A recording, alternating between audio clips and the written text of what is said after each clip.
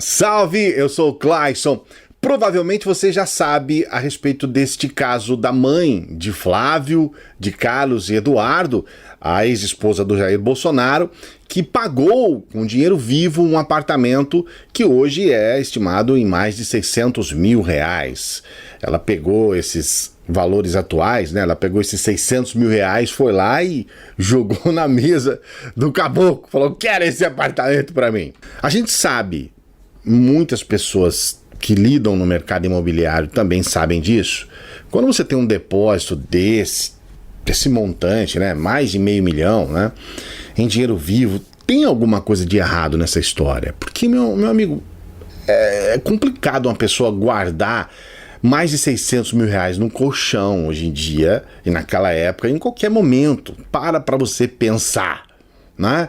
Por outro lado, nós estamos no Rio de Janeiro, né? Cara, não sei se você é aqui do Rio, mas quem é aqui do Rio sabe do que eu vou dizer. Meu amigo, você tem que ser maluco, doido pra você andar aí pra rua do Rio de Janeiro com 600 mil reais, mais de 600 mil reais, entende? Isso não é uma coisa, cara, isso não é uma coisa comum, não é uma coisa tão boa pra se fazer aqui no Rio de Janeiro, é totalmente desaconselhável fazer aqui no Rio de Janeiro um troço desse, entende? Então existem muitos problemas aí nesse depósito. Mas para aumentar ainda mais a questão, nós temos uma prática, porque esse não foi o único depósito.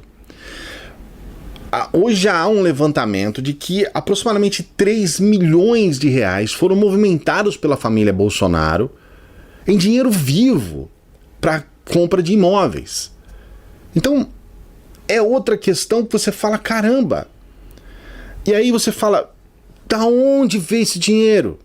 Foi perguntado agora para o Flávio, Flávio, você fez esse depósito lá, o Flávio comprou 2 salas comerciais com dinheiro vivo.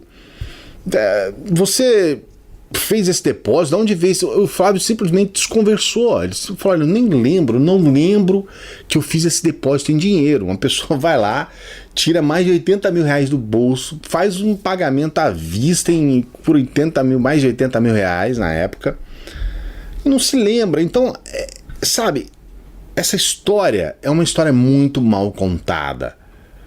As várias vezes que o Flávio foi tentar buscar auxílio da justiça para tentar tirar esse processo, proibir de ser investigado, muita história mal contada, sabe?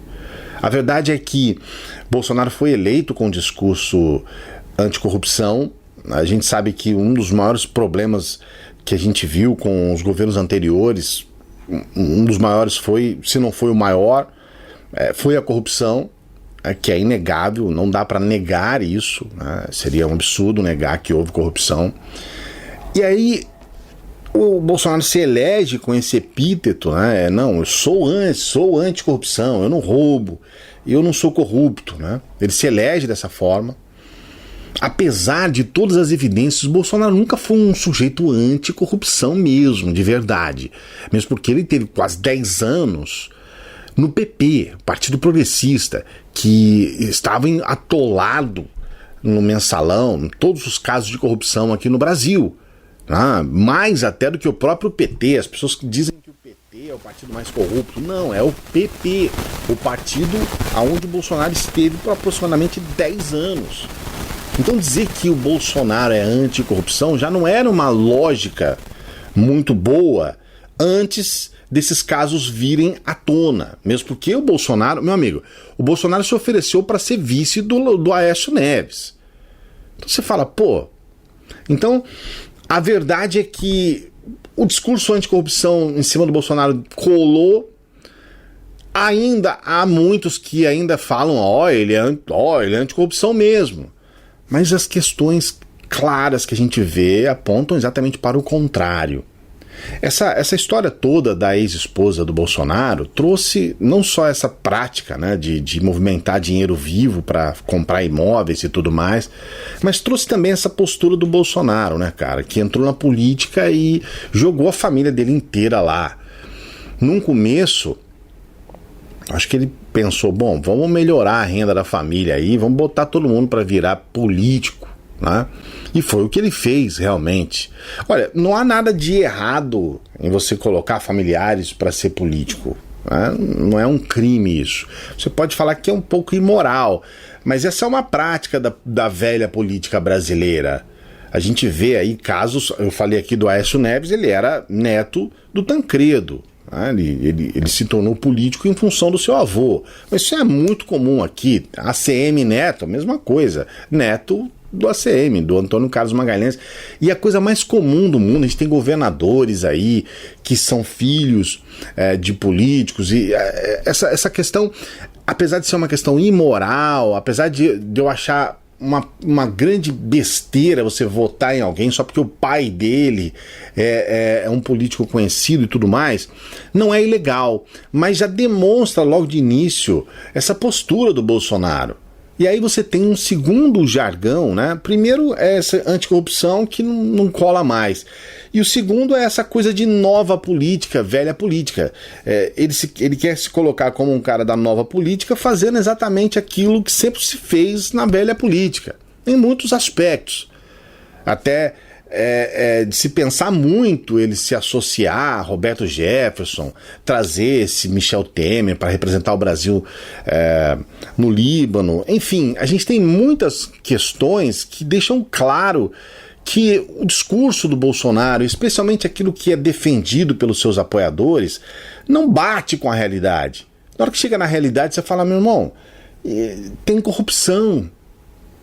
Eu vi que teve algumas pessoas que fizeram uma soma, né? São 24 anos, então são 3 milhões que foram gastos em 24 anos, aí o sujeito divide isso por 24 anos, aí divide entre os familiares, isso daqui dá R$1.500 por mês, não é nada, eu gasto mais de internet do que... A gente percebe que eles querem passar pano, a gente percebe que eles querem buscar uma lógica nisso. Mas, meu amigo, como que você justifica? Porque ele não foi recebendo R$1.500 por mês. Essa mulher chegou com R$600 mil e jogou na mesa. Não é R$1.000 por mês. É mais de R$500 mil ali. Oh, caramba, desculpe, eu morro muito forte aqui. Mas assim, aí você fala, porra, como é que você defende um troço desse? E aí a gente vê que isso não vai mudar muito. A minha esperança é que mude em cima daqueles que são mais sérios. Agora, os bolsonaristas, que são agora ex-bolsonaristas, muitos deles já torceram o nariz na época do Moro. Falou, pô, tem alguma coisa de errado, que história é essa do Moro? Né? E a forma com que o Moro saiu também foi bem estranha. Né? Ficou bem claro que o Bolsonaro queria defender os seus filhos contra processos. Ficou bem claro isso. Então a gente percebe que não há mais uma narrativa ou um argumento que possa, de alguma forma, fazer com que aqueles 20, 15, máximo 25, 30% do eleitorado vá abandonar o Bolsonaro. E aí eu tenho uma sugestão aqui para você até de uma leitura. Estou lendo esse livro aqui que eu considero muito bom. É um pensador que eu admiro muito, que é o Manuel Castells. O livro é Ruptura, a crise da democracia liberal. Apesar desse livro falar muito sobre o que está acontecendo nos Estados Unidos com Trump, fala sobre o Brexit, fala sobre a política na França, na Espanha, não aborda tanto as questões do Brasil, apesar de falar sobre o Brasil, é fácil a gente fazer uma ponte sobre o que está acontecendo na nossa política. A verdade é que os bolsonaristas mais fanáticos dificilmente vão querer abandonar o Bolsonaro, mesmo com todas as evidências que você possa imaginar. Desde que essas evidências possam ser negadas, ou de alguma forma, como você vê esse sujeito aí que dividiu o valor em meses e tal, se você pode trazer um argumento que possa ser minimamente satisfatório nessa história toda, eles vão manter o seu apoio ao Bolsonaro até 2022. O que significa que nós temos uma nova forma de ver a política aqui no Brasil. Parece que o Brasil gosta de políticos populistas. Parece que a gente tem realmente um apreço pelos Maluf da vida. Esse pessoal, parece fazer brilhar os olhos de um certo tipo de eleitorado, porque as pessoas aqui no Brasil, elas têm um pensamento muito personalizado sobre a política. E a nossa democracia, ela perde muito com isso. Quando você acaba tendo que defender um político corrupto, canalha, safado, e você defende esse político porque você não tem uma outra alternativa, no caso das pessoas que defendem o Bolsonaro, se deixarem de defender, vão ir para qual seara? Para onde? Qual vai ser o... Vai defender o... Quem? Eu fico pensando, sabe, quem seria aqui? Apoiar o Dória, por exemplo, eles não vão. Embarcar na onda de um novo outsider, dificilmente. Apoiar os novos nomes da direita, eles nem existem, né? Se a gente for parar para pensar, nem há. Então, eles viram no Bolsonaro a possibilidade de manter uma política que eles consideram conservadora, né? Que é uma política anti-esquerda, e não há nenhum candidato hoje, ou mesmo algum político hoje, que possa realmente trazer para si essa pecha de ser anti-esquerda, de ser anti-PT, de falar sobre conservadorismo como uma bandeira. Então a gente está percebendo que nós vamos caminhar para 2022 com muitos casos clássicos de corrupção dentro da família Bolsonaro, dentro do núcleo duro bolsonarista, mas a gente percebe que essas pessoas não vão, muitos dos apoiadores do Bolsonaro não vão de alguma forma abrir mão desse apoio. O que a gente espera é que no momento de campanha, se eles perceberem que há um candidato mais viável, que seja do campo da direita ou centro-direita, pode ser que em último momento, mediante muitas evidências, só essas que estão até agora não são suficientes, mas talvez uma punição em cima do Flávio, porque claramente ele não vai ter como explicar esse dinheiro que o Queiroz depositou e que não tem lastro, que não sabe de onde que depositou, porque o problema não é você pagar em dinheiro vivo, o problema não são esses depósitos em dinheiro vivo na conta, é não ter lastro, é eles não saberem de onde que veio esse dinheiro. Fica essa pergunta, da onde veio esse dinheiro, seu Flávio Bolsonaro?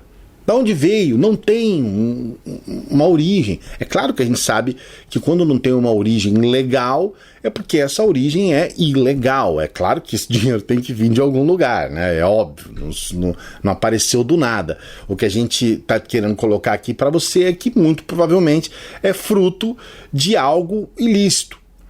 E a gente fica com esse recado final aqui. Pode ser que agora ainda caiba essa luva no Bolsonaro, mas daqui a pouco tudo vai ser dilapidado, porque tudo leva a crer que o Bolsonaro é corrupto. E tudo leva a crer que todas essas questões ligadas à família têm um partido dele mesmo, que tenha sido ele a pessoa que coordenou essas questões todas, porque foi ele que botou a família na política. Então, com certeza, foi ele o responsável por toda essa corrupção. E a gente percebe que não vai haver uma alternativa muito grande para os brasileiros. Qual que é o recado que eu dou para você? Aqui no livro do Manuel Castells, mais uma vez eu indico aqui o livro para você. Aliás, eu indico esse autor que eu considero muito bom, né? Sociólogo de primeira, sempre muito bem embasado naquilo que fala, sempre com evidências de tudo. O recado é o seguinte: vale realmente a defesa de uma ideologia a qualquer preço? Será que vale a gente abrir mão de todos os outros valores importantes de uma democracia só para a gente fazer valer o fato de ter um conservador no poder ou de ter uma pessoa da direita no poder? Será que vale isso? Porque essa resposta eu respondi há um tempo atrás quando o assunto era a esquerda. E a resposta que eu dei na época foi que não vale. Não vale você ter uma pessoa da esquerda no poder se para isso você tem que abrir mão dos valores que constituem a democracia, especialmente a questão da transparência, logicamente da lisura. Então a gente fica com essa reflexão que eu gostaria de fazer, caso você seja bolsonarista, eu gostaria de fazer com você. Até que ponto você acredita que um antipetismo é maior do que os seus próprios valores? E até que ponto você trocaria um espectro da esquerda para um da direita sem mudar o substancial que fez você mudar de espectro? Ou seja, até que ponto você apoiaria alguém da direita por ter sido anticorrupto, sendo que esse da direita é corrupto? São algumas perguntas que eu deixo aqui para você. Você pode arriscar e escrever aqui, porque eu leio todos os comentários do canal. Não se esqueça de dar o joinha aqui no vídeo, de se inscrever, porque é importante a sua inscrição, e colocar a sua opinião aqui, que a gente vai se falando. Grande abraço, até a próxima.